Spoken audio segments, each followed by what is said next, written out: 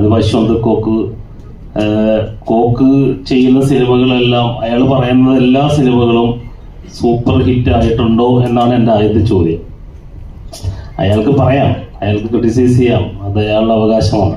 ഞാനൊരു cinema direct ചെയ്യുന്ന പോലെ തന്നെയാണ്, അത് അയാളുടെ ഒപ്പീനിയനാണ്. He can talk to audience. But I asking to you, എന്തുകൊണ്ട് അയാൾ പറയുന്ന എല്ലാ സിനിമകളും ഹിറ്റായിട്ടുണ്ടോ? അയാൾ പറയുന്ന എല്ലാ സിനിമകളും നല്ലതാണോ?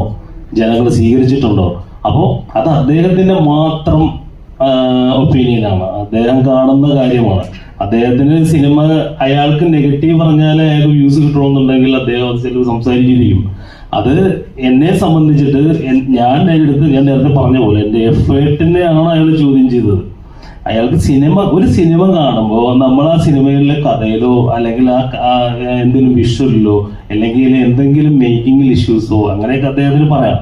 അദ്ദേഹം പറയുന്നത് എന്താ, ഒരു ക്യാരക്ടർ വന്നു അയാൾ പോയി, ഇയാൾ പറയുന്ന ഇതിനകത്ത് ഏറ്റവും വലിയ പ്രശ്നം എന്നറിയാം, ഫോൾട്ട് സംഭവിച്ചിരിക്കുന്നത്. ഞാനിപ്പോ ഇങ്ങനെ പറയാൻ പോലും കാരണം, ആ യൂട്യൂബിൽ ഇപ്പൊ വന്നിരിക്കുന്ന അദ്ദേഹം പറഞ്ഞിരിക്കുന്ന ഈ ക്രിട്ടിസൈസേഴ്സ് നിങ്ങൾ ഒന്നുകൂടെ ഒന്ന് വാച്ച് ചെയ്താൽ നിങ്ങൾക്ക് മനസ്സിലാവും ഞാൻ പറയുന്നത് എന്താണെന്ന്. സിനിമ കണ്ടിട്ടാണോ അദ്ദേഹം ഇത് റിവ്യൂ ചെയ്തതെന്ന് എനിക്ക് നല്ല സംശയമുണ്ട്.